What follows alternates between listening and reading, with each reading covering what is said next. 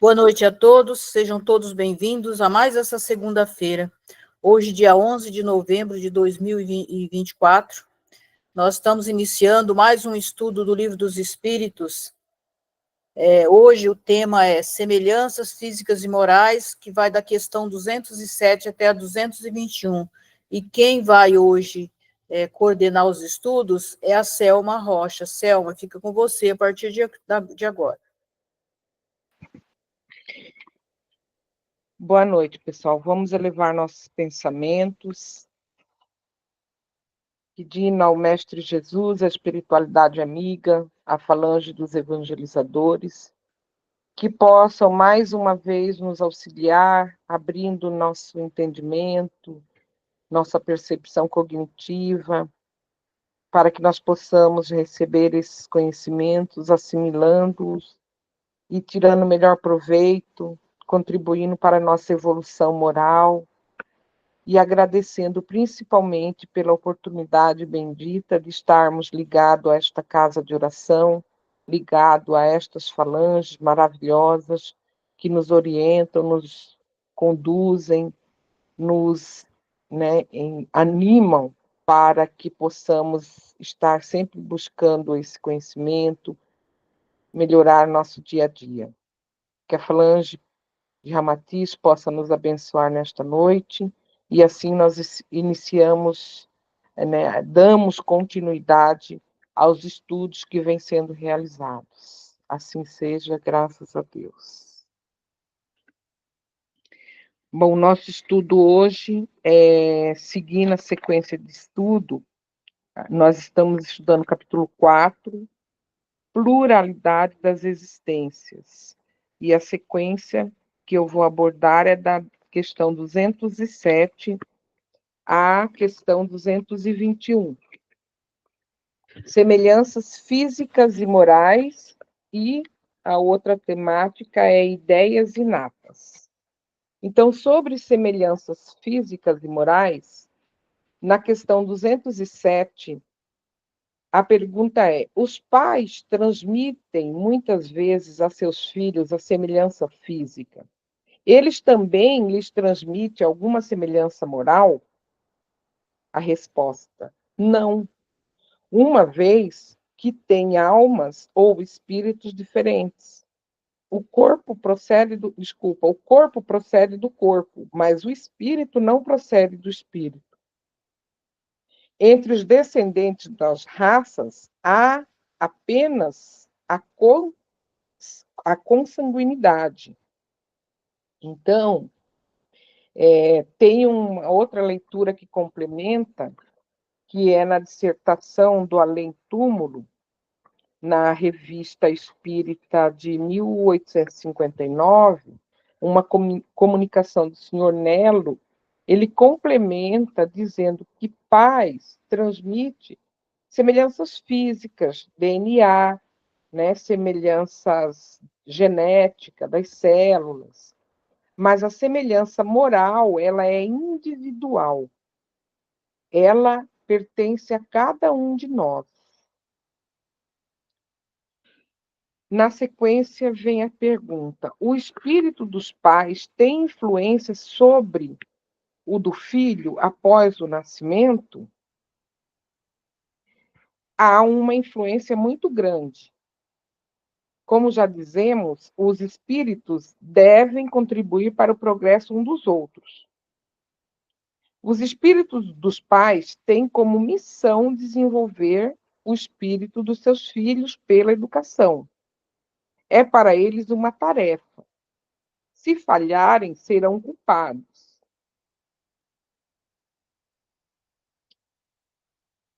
Antecedendo a essa questão, vem uma pergunta que é a 207A. De onde vêm as semelhanças morais que existem algumas vezes entre os pais e os filhos?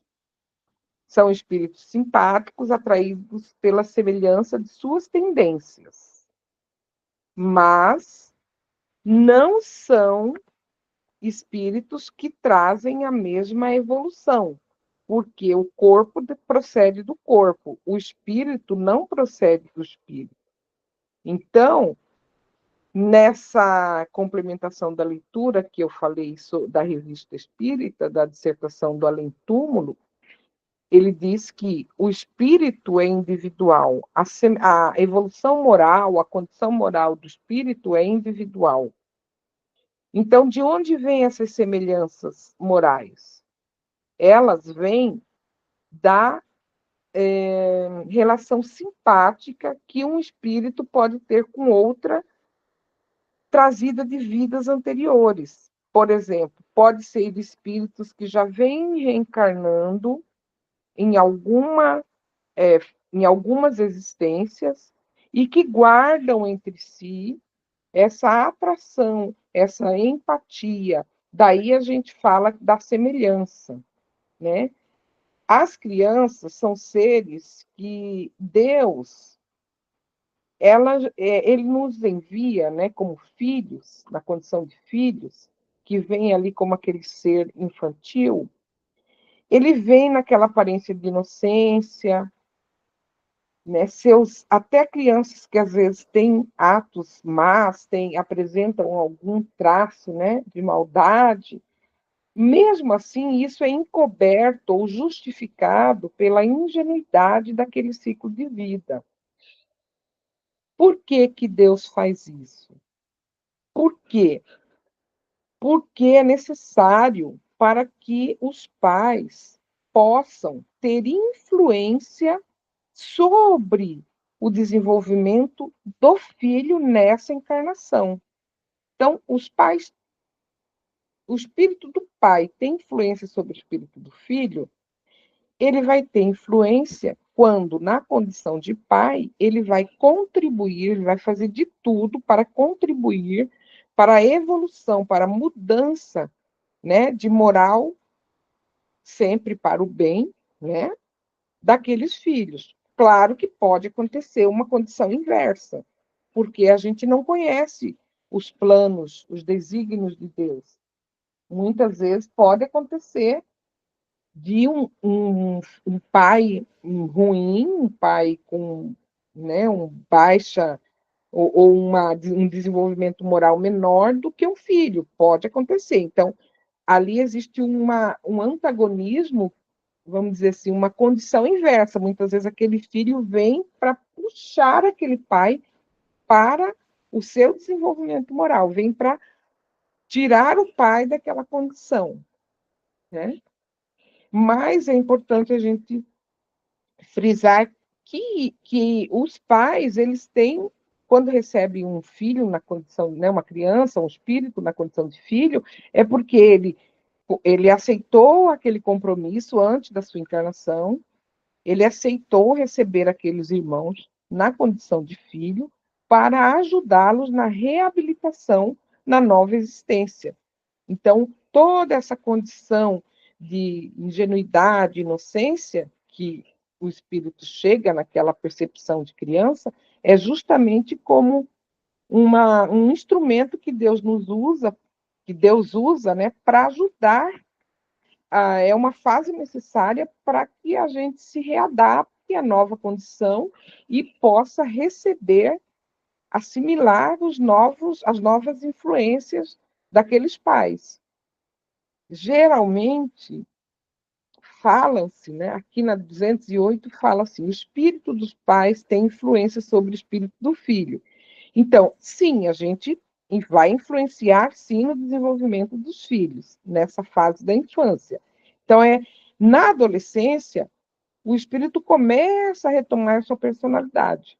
E aí mescla, nesse momento, os traços que ele já trouxe, ele já traz em si, com as orientações da educação atual. Por isso que nós, pais, temos que aproveitar essa fase da infância para poder transmitir, né, com maior qualidade possível, noções de boa conduta, de boa civilidade, de boa evolução espiritual, moral, né, para que os nossos filhos possam, na fase da transição da infância para a juventude, e, consequentemente, da juventude para a fase adulta, ele possa já está influenciado por essas novas percepções. Na 209 fala, por que pais bons e virtuosos geram, às vezes, filhos de natureza perversa? Melhor dizendo, porque as boas qualidades dos pais nem sempre atraem por simpatia um espírito para animar seu filho. Um espírito mau pode pedir pais bons, na esperança de que seus conselhos os orientem a um caminho melhor. E muitas vezes Deus lhe concede isso. Por quê? Porque assim como nós pedimos ou aceitamos o plano desenvolvido para a próxima reencarnação, a gente tem que lembrar que também outros espíritos também estão no mesmo processo. Às vezes, pela misericórdia divina, a gente pode estar em reunião com esses espíritos com os quais nós vamos estar em família aqui na Terra, né? Então a gente pactua mais ou menos aquilo junto. Então é quando a gente recebe um filho não tão virtuoso no compromisso de ajudar esse irmão no caminho da luz. É muito comum no grupo, né, com uma boa sintonia, por exemplo, de desenvolvimento moral, é muito comum que venha um espírito com necessidade de maior orientação. Continuando aqui na dissertação do Além-Túmulo, fala assim, seu Nero fala assim, imaginar que seu filho venha de um outro mundo totalmente diferente do seu, serve para alertar que isso é possível e muitas vezes necessário. Então, o seu Nero nos traz essa complementação dizendo que, estando aqui reencarnados, se detectarmos, se entendermos que exista essa situação, nós precisamos nos lembrar, precisamos buscar aquele conhecimento que muitas vezes a gente não vem só do mesmo lugar. Né? Pode acontecer uma mescla de espíritos, dada a necessidade de evolução de cada um. Então, que o esquecimento ele serve como um mecanismo para que a gente possa ter a compreensão, ter o acolhimento daquele espírito que talvez não tenha a mesma semelhança, a mesma simpatia moral que a gente. Mas isso pode acontecer de realmente a gente vir entre espíritos simpáticos, todo mundo mais ou menos no mesmo equilíbrio, e seguirmos. Como também pode acontecer da gente vir numa condição de filho ou de pai, né, com um desenvolvimento aquém daquele grupo, mas também para proporcionar a nossa evolução. Na pergunta 210, os pais podem, por seus pensamentos e preces, atrair para o corpo de um filho um espírito bom e de preferência, um espírito bom em preferência um espírito inferior? Aí a resposta é contundente. Não, mas pode melhorar o espírito do filho que geraram e que lhes foi confiado. Esse é seu dever. Filhos maus são uma provação para os pais.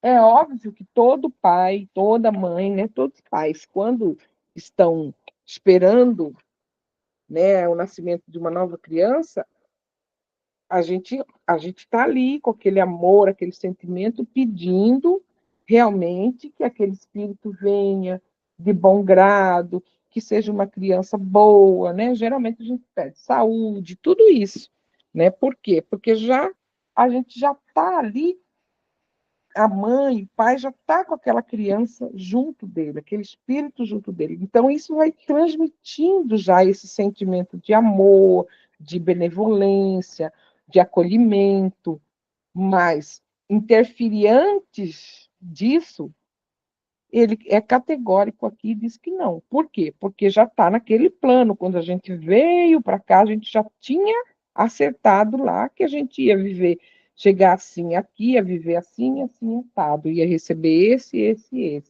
ia conviver com esse, com aquele outro, tá?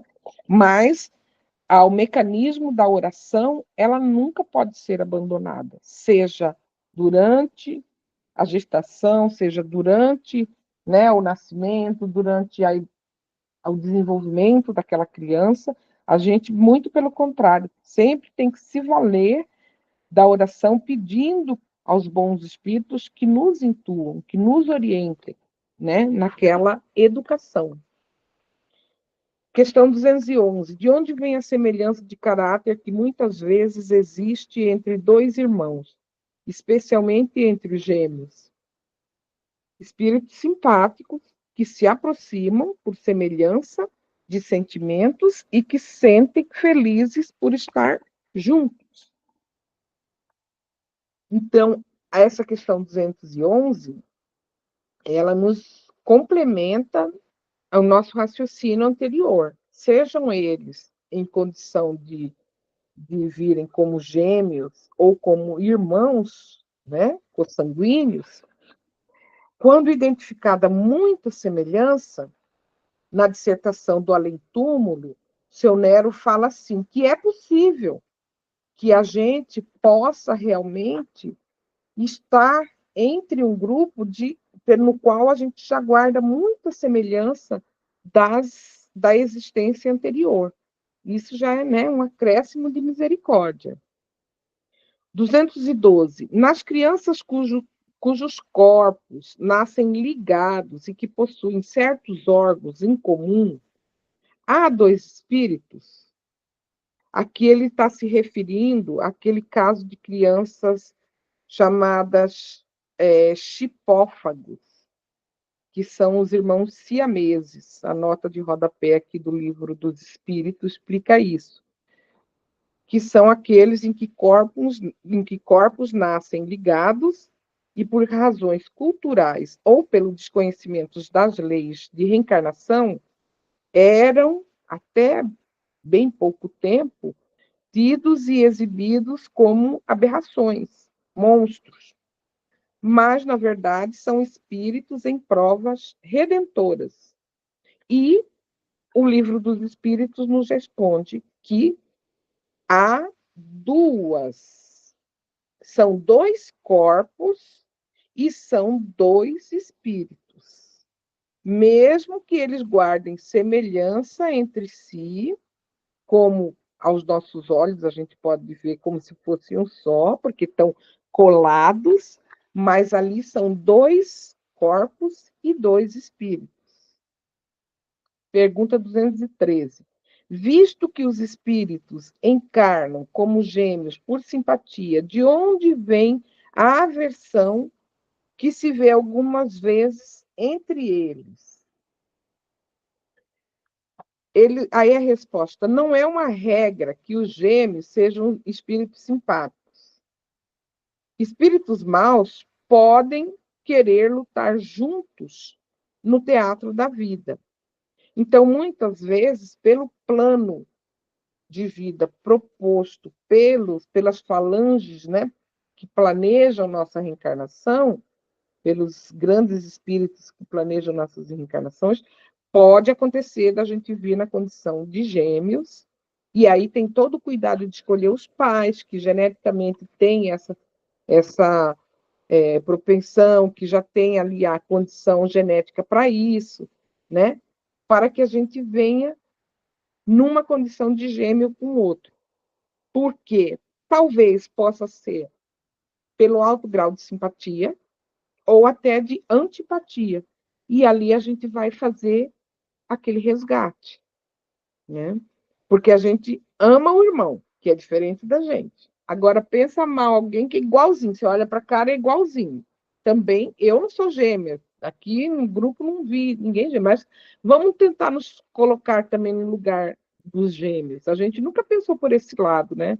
A gente acha bonitinho, ai, que lindo. Mas será que é bonito só? Será que realmente é fácil, né? Porque a gente tem relatos de gêmeos que chegam numa certa fase da vida que ele simplesmente não quer mais ser igual, ele não quer usar a roupa igual, ele não quer, né, o cabelo igual, ele não quer mais nada igual, porque ele entende que ele é um outro, que ele é um outro espírito, que ele é um outro ser, ele tem uma outra personalidade, né? 214. O que pensar das histórias de crianças gêmeas que brigam no ventre da mãe? A resposta: lendas, pura lendas. Para, para dar a ideia de que seu ódio era muito antigo, fizeram no presente antes do seu nascimento. Geralmente, vós não levais em conta as figuras poéticas. Ele fala que, nessa dissertação do Além Túmulo, também ele traz uma reflexão que antes, bem antes, né, quando a gente não o homem, né, não assimilava ainda a ideia da reencarnação, né, os filósofos, os doutores da lei daquela época, não tinham como eles aceitarem, né? Aceitar publicamente, né, para eles seria uma derrocada. Então, eles não podiam falar, aceitar a ideia de reencarnação. Mesmo embora muitos livros, né, bíblicos citam, ou citavam isso, até a gente sabe que a Igreja Católica depois suprimiu muitos livros desse, algumas partes dessa, mas publicamente houve-se uma época na sociedade que não podia confirmar essa aceitação dessa ideia. Então, eles já colocavam, né? Eles não podiam confirmar, né? Então, as crianças gêmeas que, como eles não sabiam explicar isso de uma forma pelo conceito da reencarnação, ou seja, espíritos antipáticos que ali estavam se unindo, né? Eles criavam lenda, eles criavam outros conceitos em relação a essa questão para poder tentar explicar alguma situação ou outra. Mas o livro do Espírito aqui para a gente é claro que não é por isso que crianças brigavam no ventre da mãe, porque ali a gente ainda está na condição de espíritos com esquecimento, com espírito com a ingenuidade, a gente está vindo assimilar a vida. Então, eu entendi eu acho que é por isso que a resposta veio tão categórica, né? Isso é uma lenda, ele coloca. Era apenas para dar a ideia de que seu ódio era muito antigo. Fizeram no presente antes do seu nascimento. Mas, por quê? Porque também eles não podiam aceitar isso como uma verdade, porque eles não acreditavam na reencarnação. 215 coloca assim: de onde vem o caráter distinto que se nota em cada povo? Eu sou dona de fazer essa pergunta. Uma vez eu fiz isso aí, num estudo, lá no André Luiz. Por que o senhor já não colocou a gente tudo igual? Devia ter colocado tudo igual, tudo da mesma cor, do mesmo tamanho. Não ia ter tanta confusão na Terra. Aí, na hora do trabalho, eu estava na mesa, eles pegaram, me desdobraram e me levaram. Vem aqui que eu vou mostrar para você por quê. E fui embora para esse mundo de Deus aí, esse universo de Deus aí, era tanta coisa diferente, tanta coisa diferente. E eles, então, qual era o objetivo daquilo? Ele falou para mim: você entendeu que tudo é diferente, que nada é igual, que existem coisas diferentes, mundos diferentes, planetas diferentes, planos diferentes. Então, como é que você quer que a coisa acontecesse dessa forma? Porque ia ser mais fácil, né? Mas não é assim no universo, né? Nós somos da mesma origem, mas existe uma complexidade que precisa ser aceita, entendida e vivenciada. Aí nunca mais eu perguntei, né? Mas de vez em quando ainda me cutuca essa ideia na cabeça. O livro dos espíritos fala o seguinte: os espíritos também se agrupam em famílias formadas por semelhança de suas tendências, mais ou menos depuradas, de acordo com sua elevação. Pois bem, um povo é uma grande família, na qual se reúnem espíritos simpáticos. A tendência que têm os membros dessas grandes famílias os leva a se unirem. Daí se origina a semelhança que existe no caráter distinto de cada povo. Acreditais que os espíritos bons e caridosos procurarão um povo duro e grosseiro? Não. Os espíritos simpatizam com as coletividades, assim como simpatizam com os indivíduos. Aí estão em seu meio. Ou seja, é, tem vários povos na Terra, tem culturas diferentes na Terra, porque nós somos diversos, nós somos diferentes. Então, Deus, na benevolência e na inteligência suprema, né, organiza a vida aqui na Terra dessa forma, que é justamente para melhor aproveitamento, para que nós possamos ter melhor aproveitamento da nossa encarnação. Pode acontecer de uma pessoa se mudar, às vezes, né, o pai é brasileiro, mora em tal lugar, e se muda para um outro país, e lá vai nascer uma criança naquele país. Então, os pais são de uma origem e, por coincidência daquele momento, de estar em um outro país, uma outra cultura, no outro povo, né, acontecer de ter seu filho ali e ele receber a assimilação daquela cultura. Não tem nada de errado, não tem nada de não programado nisso. Tudo está na programação da nossa encarnação. Tudo está na programação celestial da nossa encarnação. Assim também como pais ou mãe que moram, são originários de uma parte daqui do planeta, moram numa região e do nada ou em determinada situação da vida migram para uma outra parte do planeta e lá vão encontrar seus parceiros, seus parceiros, com os quais também vão ter seus filhos. Tudo no plano divino da nossa encarnação. Questão 16. O homem conserva em suas novas existências traços do caráter moral de existências anteriores? Resposta: sim. Sim, a gente sempre guarda. Isso pode ocorrer. Mas, ao se melhorar, ele muda. Sua posição social também pode não ser a mesma. Se de senhor tornar-se escravo, seus gostos serão completamente diferentes. E talvez tenha dificuldade em reconhecê-lo. Sendo o espírito sempre o mesmo nas diversas encarnações, suas manifestações podem ter uma ou outra semelhança. Podem também essas semelhanças serem modificadas, entretanto, pelos hábitos da sua nova posição, até que um aperfeiçoamento notável venha a mudar completamente seu caráter.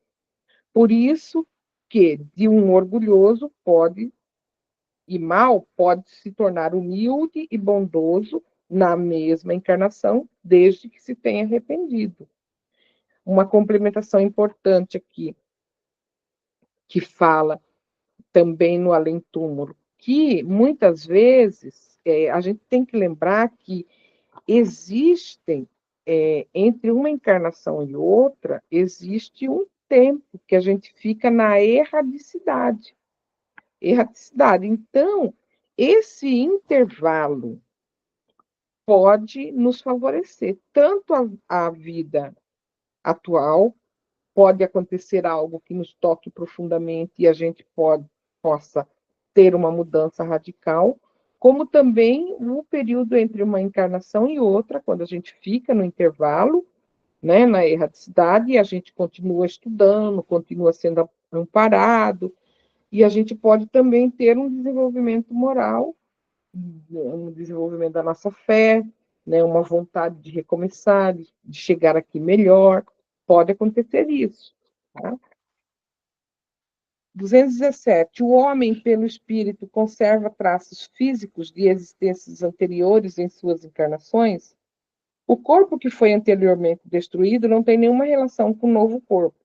Entretanto, o espírito, sim, ele vai se refletir no corpo. Certamente, o corpo é apenas matéria, mas, apesar disso, é modelado de acordo com a capacidade do espírito que lhe imprime um certo caráter, principalmente ao rosto. E é verdade quando se diz que os olhos são o espelho da alma, ou seja, é o rosto, mais particularmente, que reflete a alma. É assim que uma pessoa sem grande beleza física, entretanto, pode ter algo que agrada quando animada por um espírito bom, sábio, humanitário.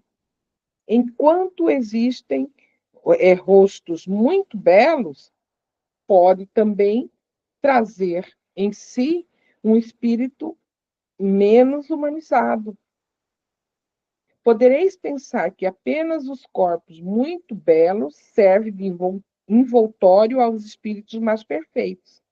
Porém, entretanto, encontrais todos os dias homens de bem sem nenhuma beleza exterior. Sem haver uma semelhança pronunciada, a similitude dos gostos e das inclinações pode dar o que se chama de um ar de família. Ou seja, ele explica para a gente que o corpo responde lá a primeira pergunta que a gente fez, né? O corpo procede do corpo, mas o espírito não procede do espírito. Mas, independente da característica física que esse ser apresente em cada encarnação, o que vai provar, mostrar o que ele é, realmente é a sua personalidade, é o seu interior.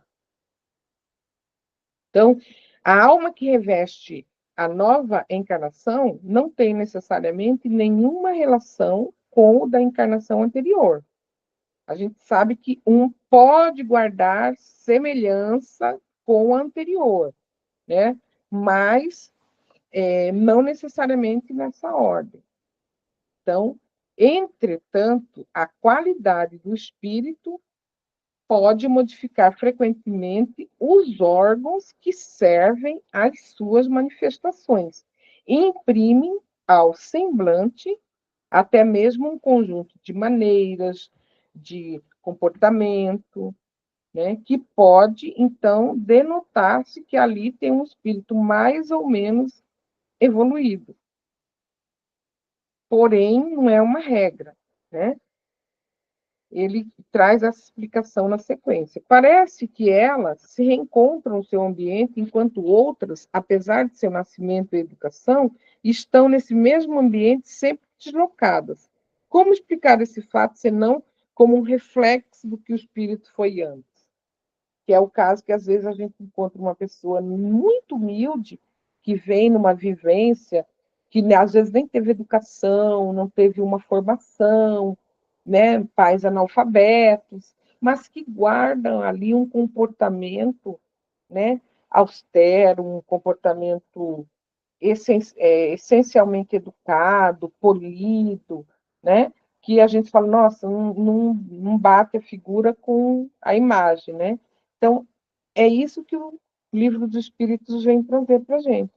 Ou que é um reflexo do que o espírito foi antes, ou é um reflexo do que ele já guarda de desenvolvimento.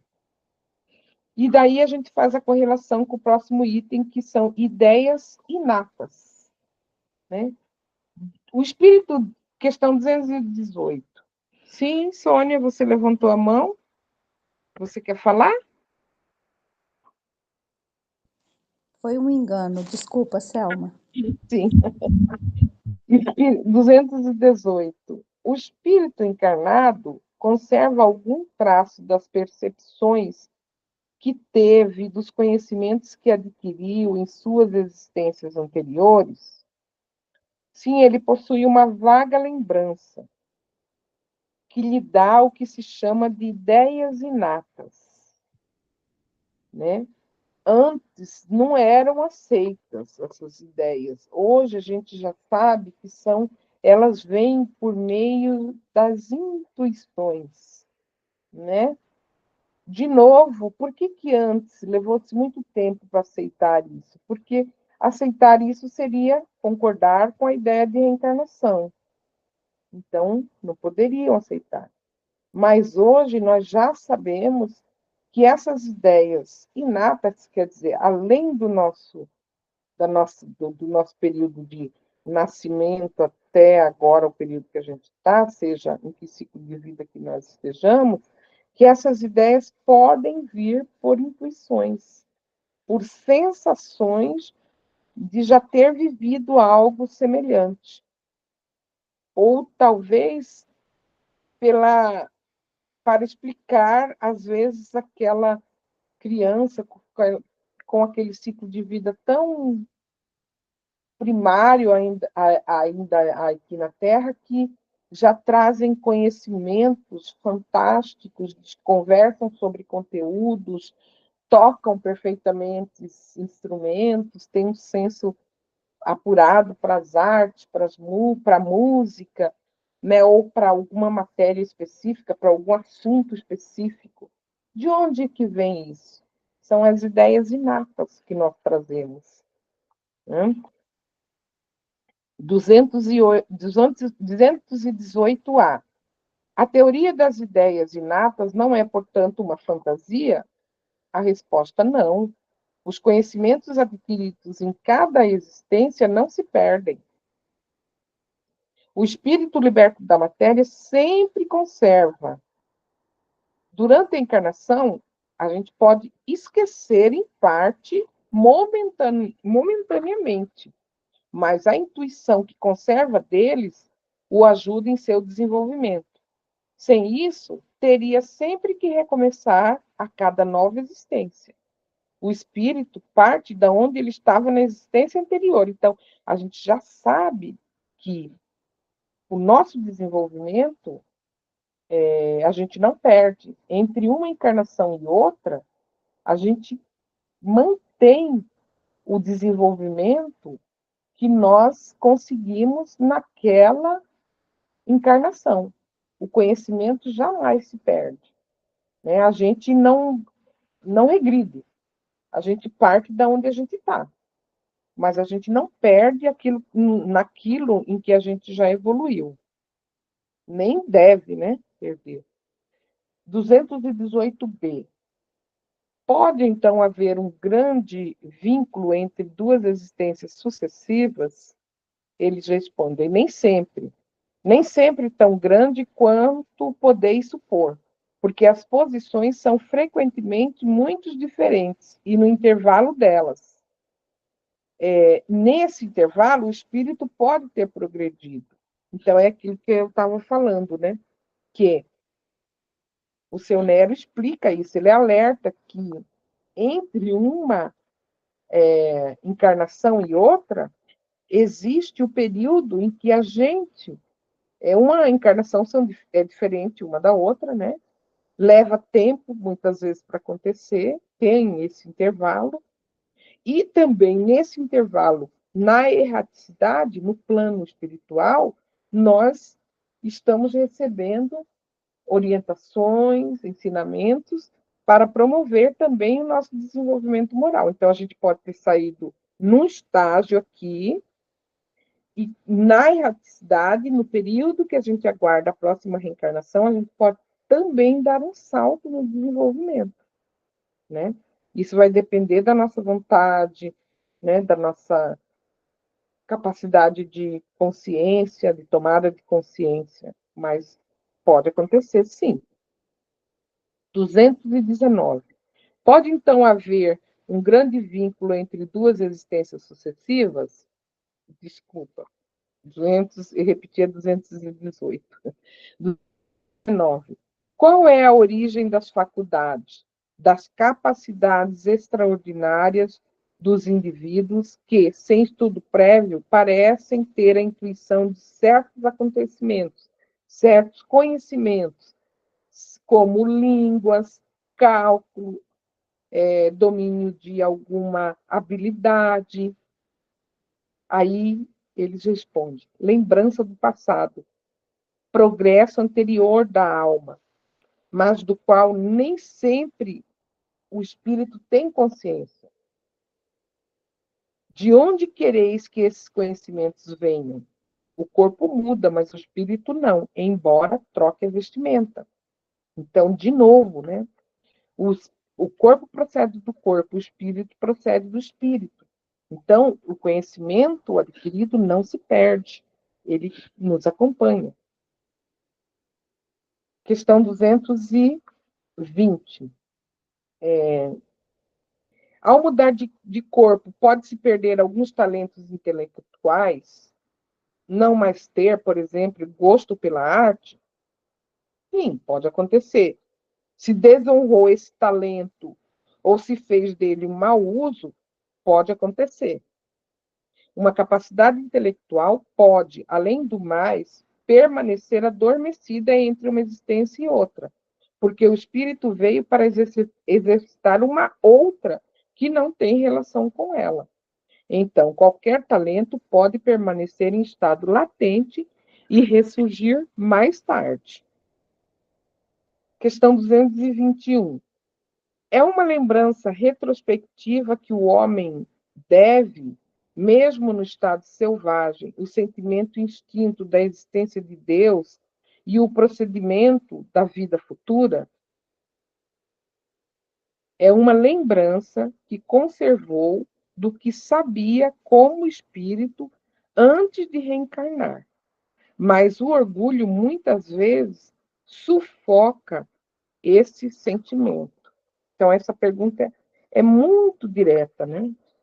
Ele está perguntando sobre essa coisa que a gente traz no interior da gente, né? Da necessidade de se religar, de saber que existe um ser que nos criou, ou uma força, né, maior que nos criou. Às vezes, a gente esquece, levado pelo nosso próprio orgulho. Tá? Mas é algo que está latente, inato. Questão 221A. E essa é a lembrança que se devem ter certas crenças relativas à doutrina espírita, em que se encontram em todos os povos? Ele está perguntando essencialmente sobre a nossa doutrina, né? Aí, essa doutrina é tão antiga quanto ao mundo. Eis porque se pode ser encontrada em toda parte, sendo uma prova de que é verdadeira. O espírito encarnado, conservando a intuição de seu estado como espírito, tem instintivamente a consciência de um mundo invisível, frequentemente falseada pelos preconceitos, acrescida da ignorância que se mistura com a superstição. Então, aqui é muito importante para nós espíritas, né? Porque nos dá assim, a certeza que a gente já ouviu sobre doutrina espírita, a gente já esteve vinculado a um grupo que também era simpático a esses conceitos, seja aqui nas outras encarnações ou na erraticidade, e que nós trazemos conosco essa lembrança e que nos faz buscar, né, o elo, o reencontro. Por isso que muitos médios, né, ou mesmo simpatizantes espíritas relatam isso, que andou por vários lugares, por vários caminhos filosóficos e doutrinários, mas era como se algo não se encontrasse, não fizesse ali o link. Até que um dia a gente se identificou com a doutrina espírita. Por quê? Isso já estava como uma ideia inata dentro da gente. Isso quer dizer que é uma doutrina melhor que a outra? Não. Nossa doutrina não é melhor que a outra. Mas que, por semelhança, a gente precisa encontrar nossos pares. Então, a gente procura, por simpatia, por semelhança, estar nesses grupos que congregam da mesma ideia conosco, né?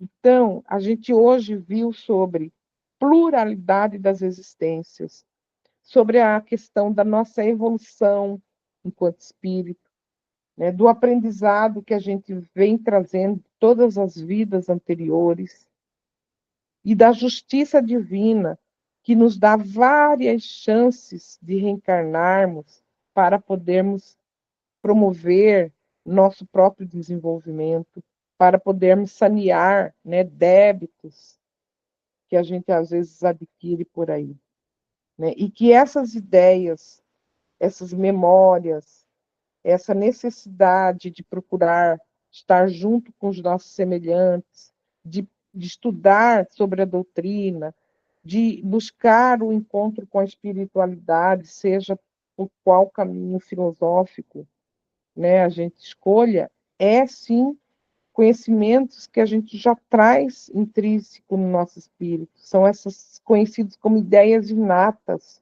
que se conservam como uma base e se apresentam por meio das intuições, dos insights, né, como a psicologia também gosta de falar, mas que são para nos auxiliar. São insights, são intuições, são déjà vus, seja o que for, para nos auxiliar nesse caminho à procura da luz, né? Para concluir, no livro O que é o Espiritismo, capítulo 13, que fala o homem durante a vida terrena, ele aborda esse tema. No item 23, ele vai falar sobre a nossa relação com pais. Ele vai dizer que nossa relação com os nossos pais, nossas semelhanças físicas ou morais, tudo isso faz parte de um processo de resgate das relações fragilizadas em outras vidas ou sofridas em outras encarnações. Então, tanto a antipatia como a simpatia entre pais e filhos são, na verdade, uma mola propulsora para que o espírito, para que a gente possa evoluir, para que a gente possa se reunir e evoluir, ok? Assim que eu entendi essa lição de hoje. Espero ter colaborado com o estudo. Espero, para mim, foi de grande aprendizado, mais uma vez, porque realmente a gente não tem oportunidade de estudar, e essa é uma forma muito saudável da gente estudar junto. E coloco à disposição, deixo o microfone aberto para quem quiser fazer complementação sobre o estudo de hoje. Obrigada, Selma. Ótimo, excelente estudo. Cada vez mais, né, a gente vê como que é importante a gente estar estudando o Livro dos Espíritos, né, quanto que ele nos esclarece. E aí deixa aberto para se alguém quiser perguntar algo para a Selma, quiser fazer uma contribuição, fique à vontade. A sala é nossa.